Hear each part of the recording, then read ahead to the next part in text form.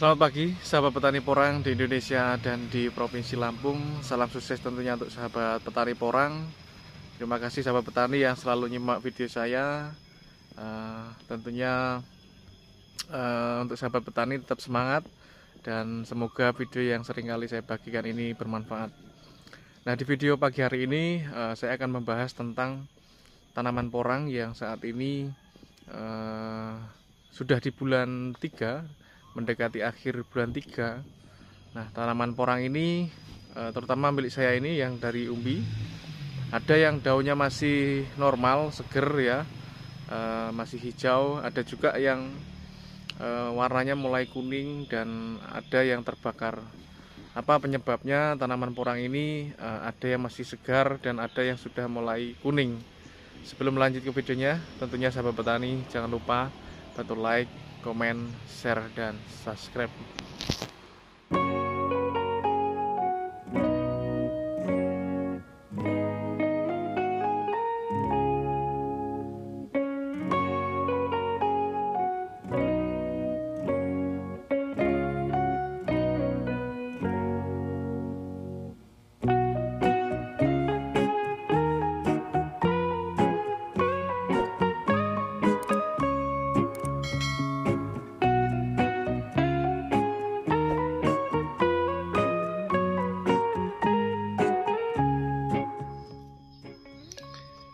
Nah, ini ya sahabat petani, tanaman porang saya yang saya tanam dari bibit umbi.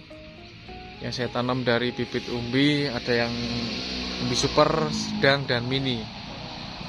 Satu lahan ini bibitnya berbeda-beda, dari yang ukuran besar dan sedang dan mini. Mini itu dari yang isi 20 up.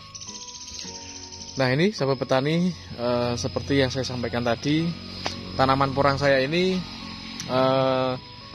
sahabat petani bisa lihat ada yang masih segar seperti ini ya, masih seperti ini. Ada yang di bagian ujung sana, nah itu daunnya mulai kuning, dan di bagian ujung daun itu sudah mulai nampak kuning dan terbakar. Ya sahabat petani. Nah, di sini saya akan membahas penyebabnya ya sahabat petani. Khususnya untuk di Lampung beberapa minggu ini intensitas hujan benar-benar sudah mulai berkurang, dan panasnya sangat terik sekali, sangat terik. Dan porang ini ketika mendekati jam 12 siang ini mulai layu, daunnya mulai layu dan batang mulai roboh seperti itu. Dan besoknya masih seperti itu lagi, panas, terik, dan porang seperti itu, layu dan banyak yang roboh. Dan ini hal seperti ini yang perlu diperhatikan sahabat petani, khususnya untuk petani pemula yang mulai menyimak tentang budidaya porang, yang mulai tertarik ingin tanam porang di musim ini, terutama di bulan 10 besok. Yang perlu diperhatikan ketika kita mau tanam, kita harus memikirkan bibit dulu yang kita tanam. Ini bibit kecil atau bibit besar.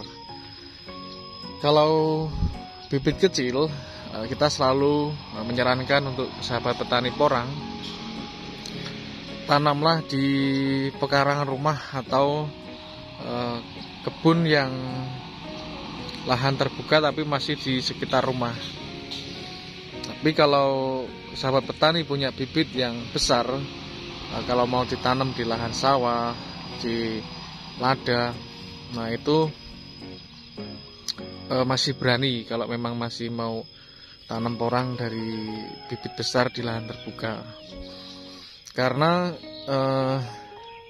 beberapa tahun ini, 2 tahun ini kita amati porang yang kita paksakan tanam di lahan terbuka, memang di bulan Desember, Januari, Februari itu tanaman porang itu masih seger ya, masih seger, tidak ada masalah.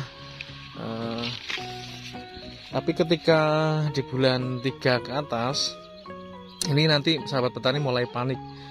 Mulai paniknya gini, kok panasnya sangat terik sekali, dan ketika sahabat petani melihat tanaman porang di lahan terbuka yang dari bibit katak mini, itu mulai daunnya layu, daunnya mulai terbakar, dan batangnya mulai roboh. Nah, hal itu yang kita khawatirkan untuk petani pemula ini. Nanti ketika tanam porang, nanti asal tanam saja, tidak memikirkan lahan yang mau ditanami.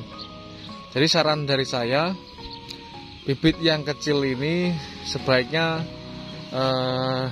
ditanam yang paling tidak ada naungan ya, tapi bukan berarti full naungan. Saya gambarkan ya, di samping sini ada lahan yang masih banyak tanaman. Nah, ini saya gambarkan di sini untuk sahabat petani yang tanam porang dari bibit katak mini. Nah, ini yang ada naungan tapi bukan berarti full naungan. Nah, ini di tengah-tengah situ lahannya masih bisa dimanfaatkan untuk tanami porang. Jadi lahan tidur seperti ini bisa dikembangkan untuk tanam porang. Ini masih di bawah, masih luas seperti ini.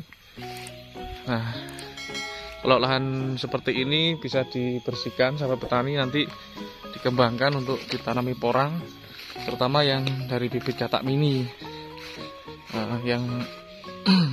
Tapi kalau yang lahan terbuka yang dirasa itu sangat panas, nanti ketika mulai mendekati musim kemarau, nah itu bisa dikembangkan dari bibit yang besar. Jadi kalau ya sahabat petani yang mulai ada niat tanam porang dari bibit katak mini di lahan sawah, lebih baik diurungkan niatnya, karena nanti takutnya tanaman porangnya ini mati sia-sia. Adapun matinya itu porangnya ini sudah tumbuh tunas kedua. Nah, tunas kedua itu sudah menghasilkan umbi, dan masih ada tunas ketiga yang belum tumbuh, terutama untuk dari bibit katak ya. Karena dari bibit katak ini mengeluarkan tunas minimal 3 tunas, maksimal 4 tunas. Nah, di tunas yang terakhir, yang seharusnya masih tunas 1 kali lagi, karena di lahan terbuka, ini porangnya tidak mampu tumbuh kembali. Di tunas keempatnya ini tidak mampu tumbuh karena tanaman porangnya ini curah hujan sudah berkurang dan akhirnya mati. Nah, tentunya itu sudah perkembangan umbi tidak maksimal, karena seharusnya tumbuh sampai 4 tunas ataupun 3 tunas. Ini baru tunas kedua sudah tanaman porang sudah mati. Seperti itu sahabat petani. Jadi pesan dari saya untuk sahabat petani porang, pahami dulu lahan yang mau ditanami porang, terutama dari bibit katak mini.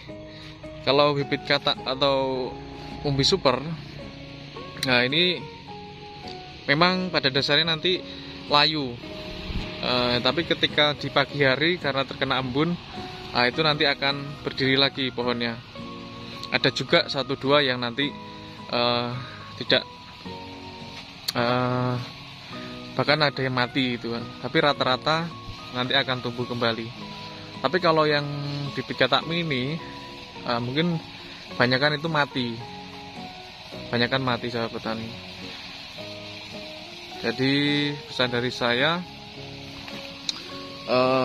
bibit katak, apalagi yang dari bibit katak yang isi 700 up, bisa mencontoh cara penyemaian bibit katak mini seperti petani porang Bapak Kani yang 1/4 hektar itu 70.000 batang. Nah itu dibikin pendederan satu gulutan, luasnya itu dalam satu gulutan itu 1 meter. Nah itu di jarak tanam 15 cm, dan itu dibikin 4 jalur. Nah itu malah lebih aman kalau ditanam di lahan terbuka, karena ketika porangnya sudah tumbuh subur, kondisi tanah di bawah itu malah awet lembab ya sahabat petani.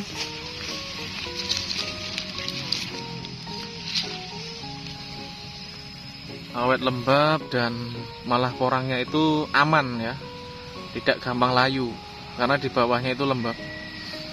Nah itu bisa gambaran untuk sahabat petani yang mau mengembangkan dari bibit katak mini.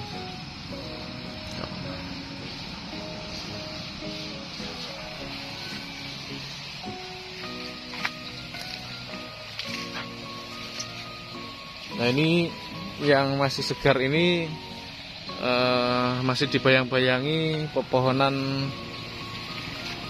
bambu, tapi kalau yang di bagian ujung sana itu benar-benar tidak ada bayang-bayang naungan. Makanya di sini masih cenderung lebih segar ya sahabat petani tanaman porangnya ketimbang yang di ujung sebelah sana.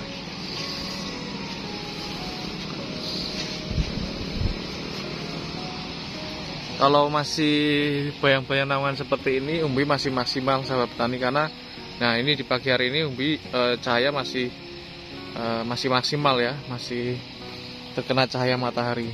Tapi kalau kita tanamnya benar-benar di bawahnya, nah itu perkembangan umbinya masih lambat nantinya.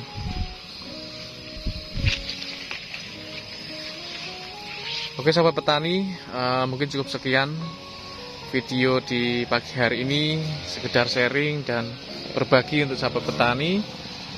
Mudah-mudahan setiap video atau setiap apa yang saya sampaikan di sini bermanfaat. Dan terima kasih sahabat petani porang yang selalu nyimak video saya. Matur suwun tentunya. Dan salam sukses untuk petani porang di Indonesia dan di Provinsi Lampung.